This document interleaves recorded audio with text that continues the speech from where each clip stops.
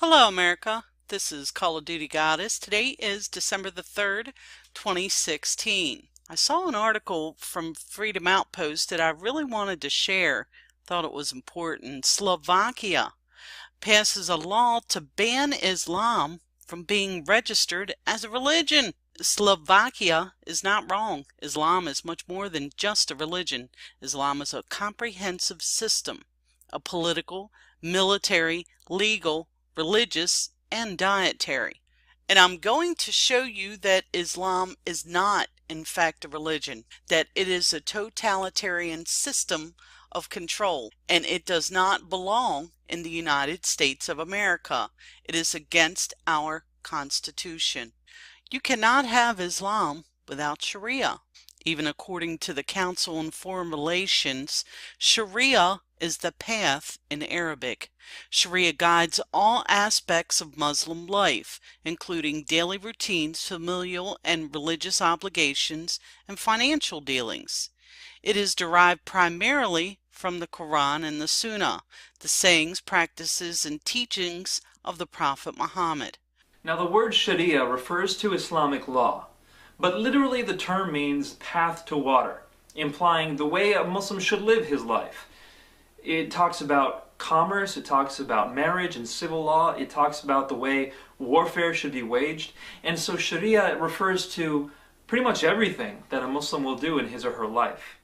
So now that we know that Sharia law encompasses everything in Islam, and it's basically intertwined, I want to just cement it once more with the Islamic Supreme Council of America, understanding Islamic law. Islamic civilization since the time of the Prophet Muhammad until now is firmly founded on the concept of rule of law. For that reason, the law is published and known, and citizens and courts are expected to uphold it. In addition, Muslim citizens must adhere to Islamic law, Sharia. It even states on their page, Islam is a complete package, a complete message and way of life. So now that there's no doubt in our minds of what Islam is and how it is intertwined with Sharia, you cannot have Islam without Sharia. Let's see how it's comparable with the American Constitution. Do you feel more comfortable living under American law, or do you feel more comfortable living under Sharia law? Sharia law. I'm a Muslim. I prefer Sharia law. Sharia law, yes. You prefer Sharia law over American law? Of course, yeah. Of course, yeah. And do you find most of your friends feel the same way? Yeah, of course. If you're Muslim, yeah. Now let's go to the American Civil Liberties Union and see what they say about the right to religious freedom. What is religious freedom exactly? The First Amendment to the U.S. Constitution says that everyone in the United States has a right to practice his or her own religion, or no religion at all. Our country's founders, who were of different religious backgrounds themselves, knew the best way to protect religious liberty was to keep the government out of religion. So they created the First Amendment to guarantee the separation of church and state.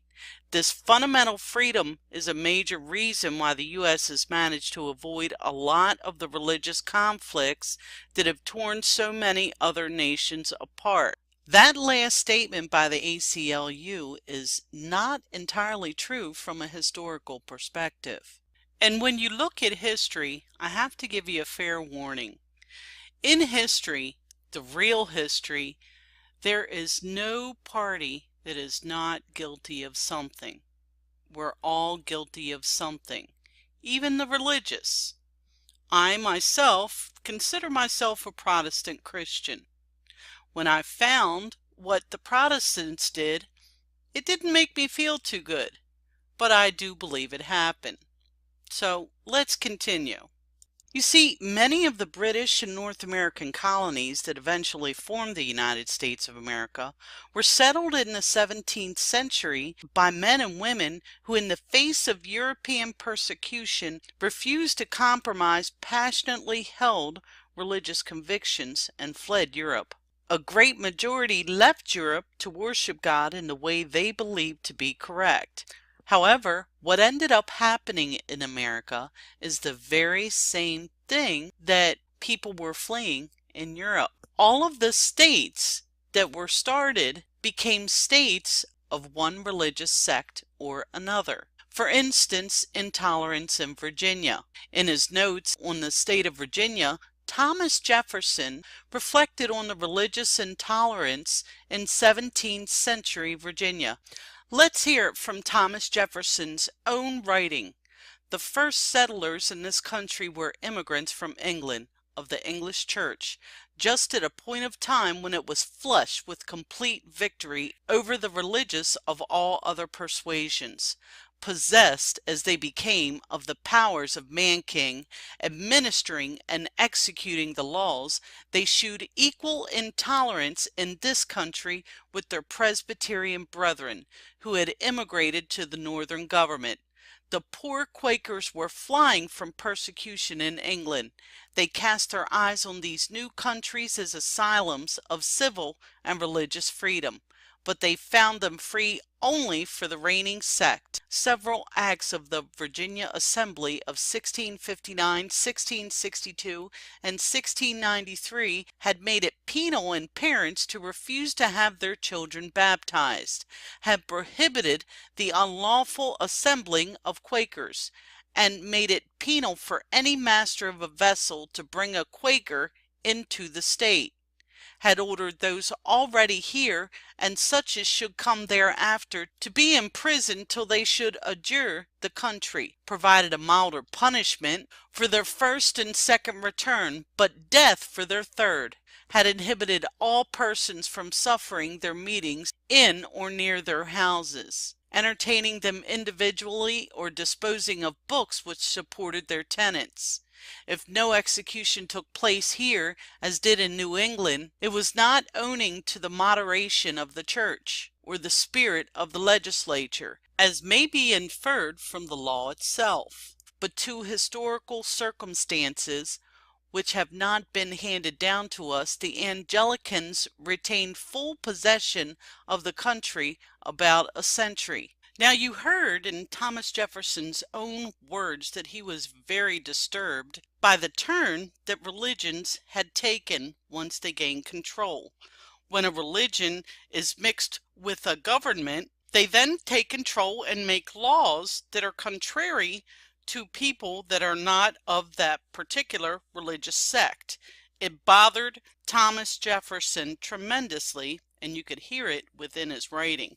Now, what Thomas Jefferson did in both 1776 and 1786 is what's most crucial to our religious freedoms. So let's see what he did.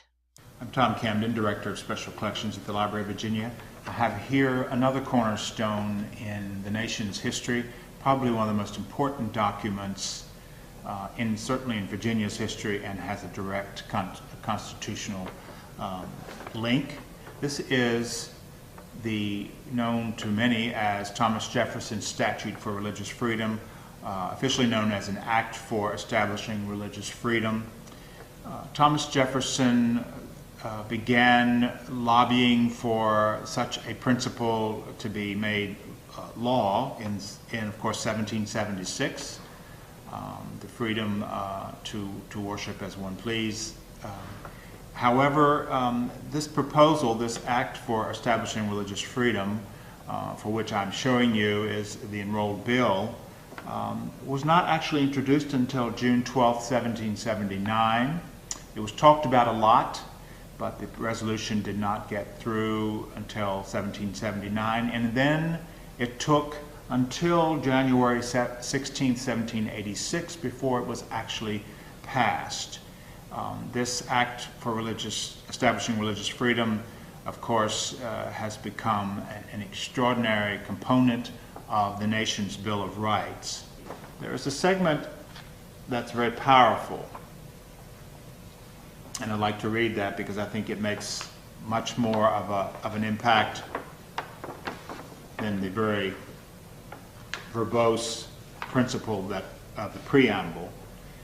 It says, "We, the General Assembly of Virginia, do enact that no man shall be compelled to frequent or support any religious worship place or ministry whatsoever, nor shall be enforced, restrained, molested, or burdened in his body or goods, nor shall otherwise suffer on account of his religious opinions or belief, but that all men shall be free to profess and by argument to maintain their opinions in matters of religion, and that the same shall in no wise diminish, enlarge, or affect their civil capacity."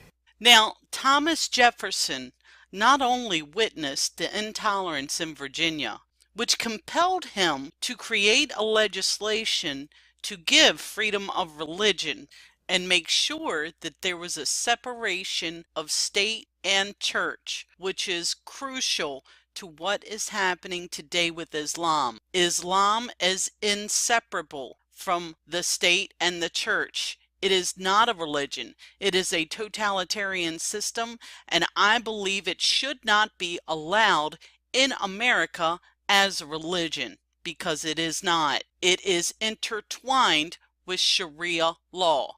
Therefore, it is totally incompatible with the American Constitution. Let's go further and see how Thomas Jefferson experienced Islam for the first time. When the United States was founded, our military frigates and our commerce ships were being attacked by pirates, but not your ordinary pirates.